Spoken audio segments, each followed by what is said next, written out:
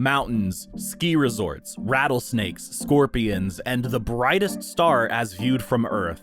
Ah, the Grand Canyon State, which should really give the side eye to Florida for taking the name the Sunshine State, even though Arizona gets way more sun and is home to 7.2 million people.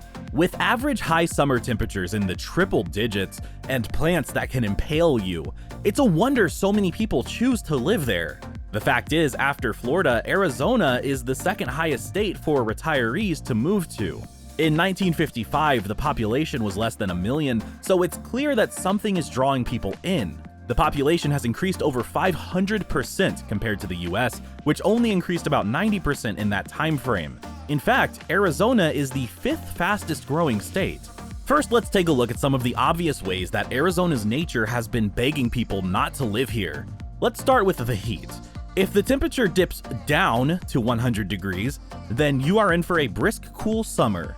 It gets so hot you can fry an egg on the roof of your car, and anything plastic left outdoors will be a melted puddle by the afternoon. The plants. Have you seen a cactus? Its arms are in the stop right there and turn around position, and if that isn't enough to deter you, they are covered in spikes that will pierce you and can even cause an allergic reaction. Is that still not enough reason to flee? How about the fauna? Poisonous snakes, tarantulas, and scorpions are just a few of the things you need to look out for. And yet, for some reason, so many people choose to call Arizona home. Do you have kids?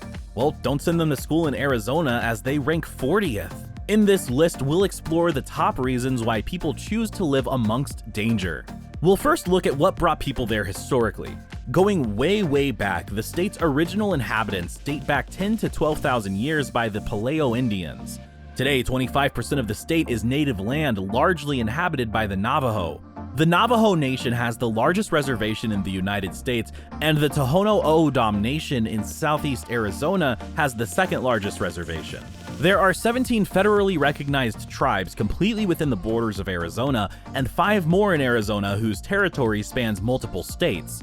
Many other indigenous groups can trace their origins to what is now the modern state of Arizona.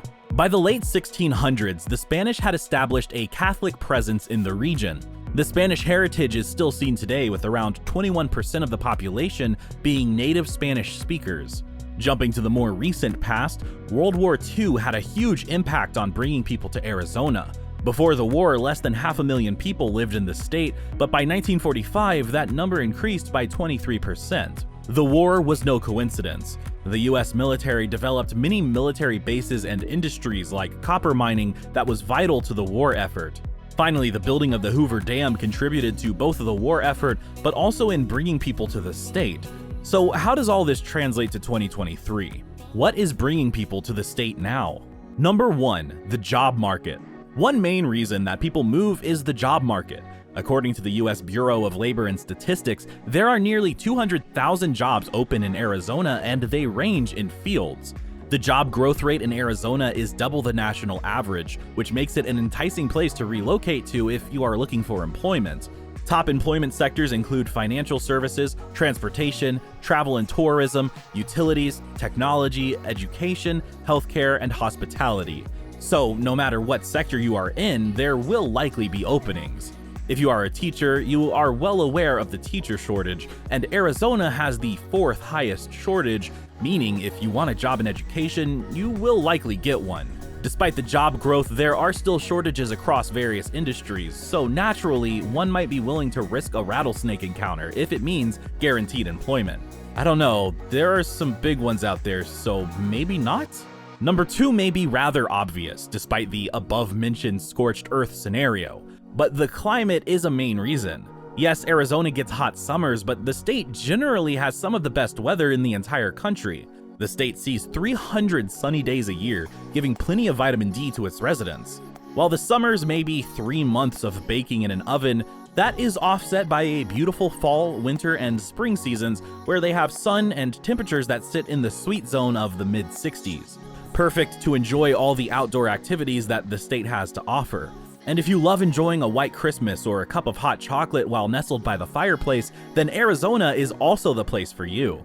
In the mountains, where the elevation reaches over 6,500 feet, it's not uncommon to get snow. In fact, many people don't even realize that Arizona has ski resorts. Forget Colorado, Arizona is the place to be. Probably the weirdest part of Arizona weather are the monsoons. That's right, a monsoon in the desert.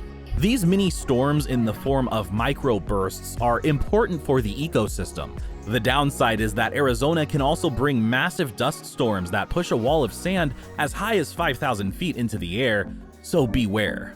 Another draw to the state is number 3 on this list, and that is retirement. It is second only to Florida in terms of places people choose to retire.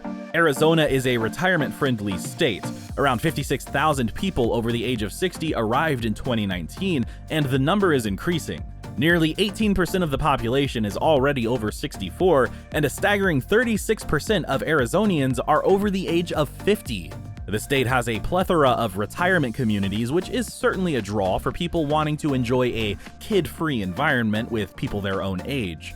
Building a community is something that seniors have reported as being a top thing that they look for when choosing a place to retire. Whether it's a pickleball partner or hiking buddy, Arizona won't leave you feeling lonely. The state currently boasts 73 pickleball courts, which is the most popular sport among seniors, but also one of the sports growing most in popularity among all ages. Number 4 is the unmistakable lure of the outdoors. The state is home to the Grand Canyon and half of the Hoover Dam. There are 3 national parks and 21 national monuments and historic sites. The most popular and most visited national park is, of course, the Grand Canyon. It is carved out of the earth by millions of years from the Colorado River and creates one of the world's most iconic wonders. The Petrified Forest National Park is another must-see, full of colorful badlands. For those who want to live a more outdoorsy lifestyle, there is no mistaking how many opportunities there are for hiking, kayaking, paddleboarding, whitewater rafting, mountain biking, and yes, pickleball. And of course, the Hoover Dam lets you stand in 2 states and occasionally 2 time zones at the same moment. Number 5 is resorts and small towns. The state has plenty of resort towns for those who want to take an occasional nature retreat, and cute small towns for those that want more of a boutique feel. Sedona is probably the most famous with its red rocks, steep canyons, forests, and cultural art scene. Flagstaff, though not as small, still has a quaint downtown. Jerome is another retreat for locals and tourists alike with its iconic restaurant, the Haunted Hamburger, built high on a cliff with some of the town's most beautiful views. The town of Yuma straddles the Mexican border and has a historic downtown. You can get plenty of authentic Mexican food at small local eateries. In fact, according to Guinness World Records, Yuma is the sunniest city on Earth, offering sunshine and warm weather for at least 91% of the year. Anywhere from 70,000 to over 85,000 out-of-state visitors make Yuma their winter residence. Number 6 is education. As mentioned above, we said you probably wouldn't want to send your kids to school here, but that's not the type of education we're talking about. While the K-12 system ranks embarrassingly low, the college scene is quite enviable. Arizona State and the University of Arizona are 2 of the biggest colleges in the country with a combined total of over 100,000 students. They both offer a variety of majors and opportunities to pursue one's career, and they give Arizona a good name because of the graduates of ASU and UA. 60% and 19% respectively stay in the Phoenix area, while a whopping 70% and 56% respectively stay in the state after graduation. Many famous people have graduated from universities in Arizona, ranging from politicians to Olympians to Hollywood royalty and even a Kardashian. That's right, oldest sister Kourtney Kardashian graduated from the University of Arizona. Not sure if that's a good or a bad thing, but you can decide for yourself.